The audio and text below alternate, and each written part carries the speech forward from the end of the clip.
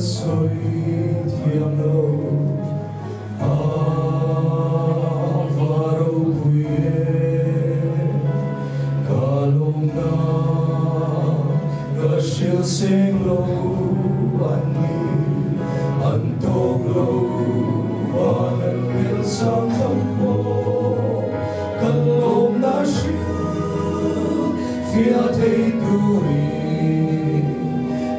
thầy na lệ cần thiêng na sông sông pe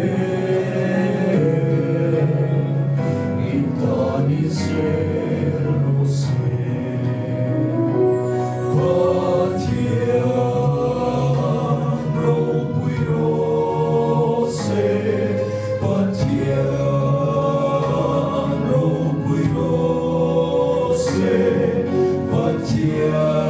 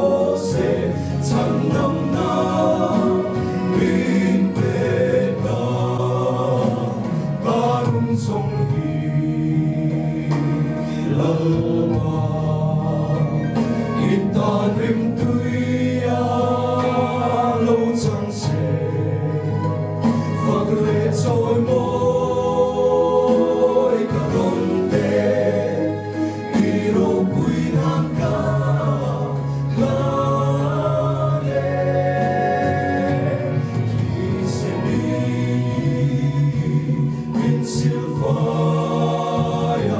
Bintang